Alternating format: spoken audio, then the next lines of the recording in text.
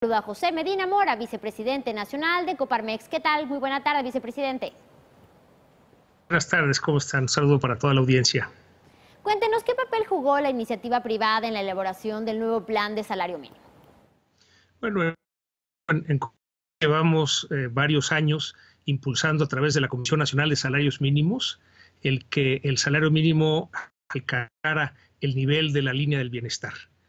Por primera vez en la reunión de ayer de la CONASAMI se aprobó que el salario mínimo llegara a ese nivel de la línea del bienestar, según lo establece la Coneval, que estos son 102 pesos con 68 centavos.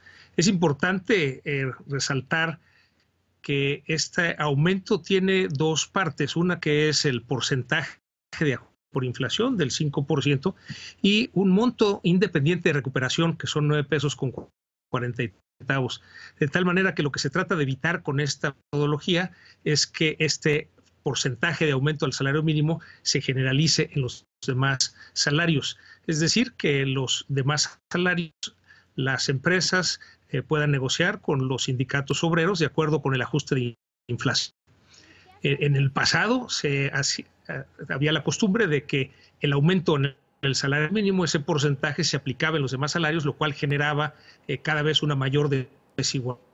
Entonces, hoy celebramos como este primer logro en la nueva cultura salarial es el que se haya logrado este aumento al salario mínimo. Vemos que no es suficiente, es un primer paso, nada más. ¿Y qué aspectos fueron tomados en cuenta para establecer precisamente este monto del aumento del que nos habla? Bueno, lo que está la Coneval es que la línea del bienestar es un monto que alcanza para la canasta básica. Entonces se estableció que ese fuera el monto del salario mínimo. En realidad es un primer paso, es un piso, porque como país en la región somos el número 19 en salarios mínimos, solo arriba de Venezuela y de Cuba.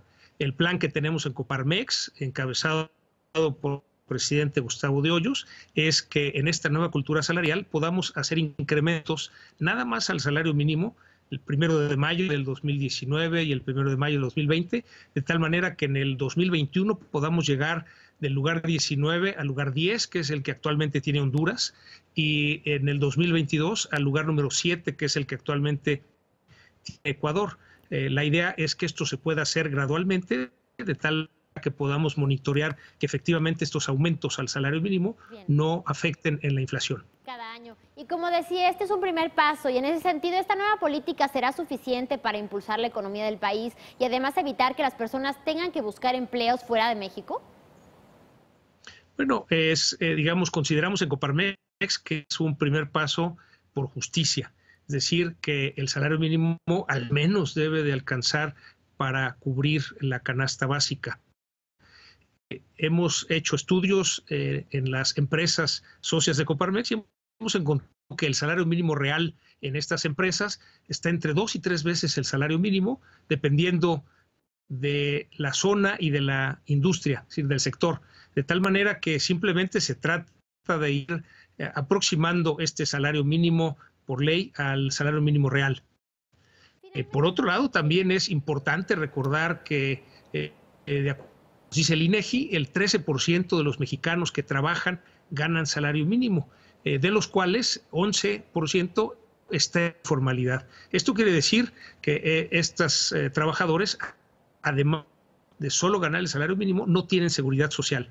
De ahí la importancia de cambiar, de impulsar el movimiento de los negocios informales a las empresas formales, de tal manera que estos trabajadores tengan no nada más un mejor sueldo, sino también acceso a la seguridad social. Finalmente, José, ¿por qué era tan importante la creación de un salario especial para la frontera norte?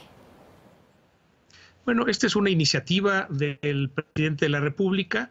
En el pasado habíamos tenido distintas zonas de salario mínimo y habíamos avanzado en los últimos 2 años en que se homologara una sola zona de salario mínimo. Estaremos observando si este salario para la zona que en donde se está duplicando el salario mínimo genera algún tipo de inflación, de tal manera que será una posibilidad de monitorear y entonces poder homologar en todo el país este aumento del salario mínimo. Bien, José Medina Mora, le agradezco muchísimo la comunicación y por supuesto al pendiente de que sea posible el aumentar el salario año con año como es el objetivo actualmente. Muchísimas gracias la comunicación. Al contrario, un saludo para toda tu audiencia. Gracias, buena tarde.